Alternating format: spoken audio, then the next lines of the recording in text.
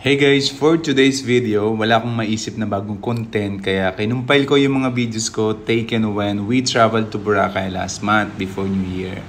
If first time mo and you are traveling on a budget, this video might help. You need at least 24k if you are traveling alone on a budget. Tapos 21k naman if couple kayo kasi masisave nyo yung sa hotel rooms and sa mga tricycle. On a budget for me means you are not spending much on hotel accommodation. Yung hotel namin is 2,200 per night. Kasi you don't need beachfront hotel eh. Kasi uso naman sa Boracay yung puro lakad lang, tapos pasyal, island hopping, mga ganon. So, check budget hotels na magandang reviews. Importante malinis ang banyo at bed at maganda ang reviews about sa beddings. Kasi yun yung tutulugan mo lang eh, yung hotel sa gabi. Umpisahan natin sa ticket. We book our flight 2 weeks before the scheduled trip kasi unplanned talaga siya. Pinakamurang nakita kong flight is Katiklan, 7,500 per pax balikan. So, peak season na yun ha. Medyo mura talaga yung flight sa Katiklan. Kasi na-compare ko sa lahat ng, kasi bala kong magpalawan, nag-check ako sa lahat ng mga pwedeng puntahan. Pero Katiklan yung nakita kong pinakamura talaga. So, let's do the math if you are traveling alone. Yung ticket is 7,500. Yung Boracay fees, ito yung mga expenses mo from airport to hotel. Pwede kang mag-DIY or mag-arrange ka ng pick-up. Pero mas makakasave ka kapag nag-DIY ka kasi madali lang naman. Mas masaya yon kasi pagka arrange pick-up, walang gaanong challenge. So, since adventure nga hanap mo, if you are traveling alone, mas okay na mag-DIY ka. Kasi from airport, may tricycle na 150. Tapos, papunta yun ng port. Tapos sa port, magbabayad ka ng 300 sa terminal fees and environmental fees. Tapos 50 sa boat. Tapos 150 naman, pagdating na ng Boracay, 150 naman papunta sa hotel mo, sa e-trike. Pwede kang maglakad-dagal na kasi pag nandun ka na sa Boracay, parang station 3 yata ang terminal, yung boat terminal. Pwede mo nang lakarin kasi hindi ka pa naman pwedeng mag-check-in. Lalo kung maaga ka sa Boracay kasi 2 p.m. ang check-in sa hotel.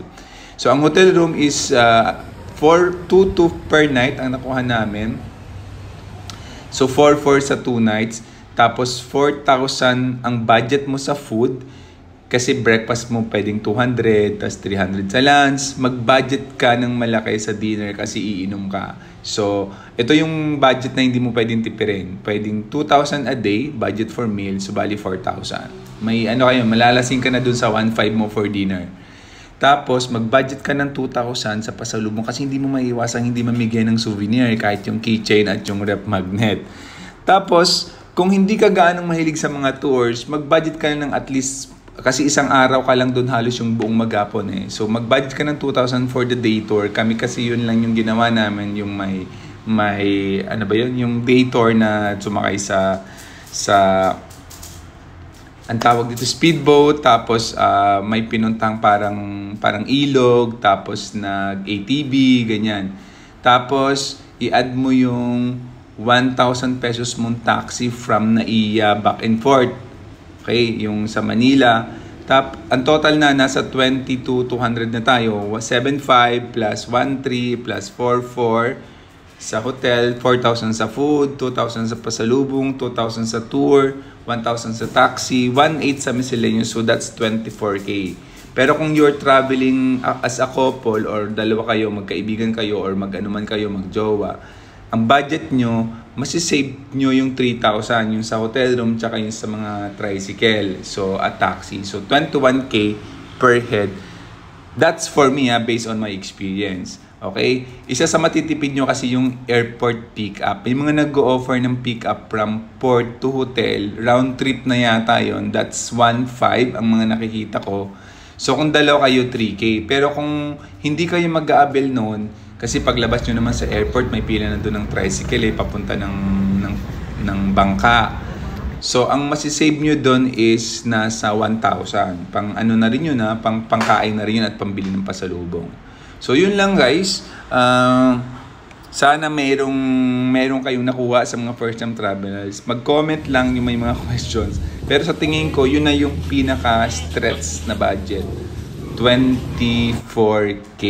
Hindi na gaanong tipid yung pagkain, may konting tour ka na, may konting pasalubong, and mayroon ka ng konting miscellaneous na budget. Okay, nag-add na tayo doon ng 1,800 pesos. Kung sakaling mahulugan ka ng 500 or may nabili kang t-shirt, sarong, ganyan, pwede na siyang pang dagdag. So yung guys, nakikita sa video, nag-day tour lang kami niyan. Yung budget natin sa 24K, meron ka na dong buffet dinner. Na kasi 1.5 yung budget mo for dinner sa drinks, food and drinks.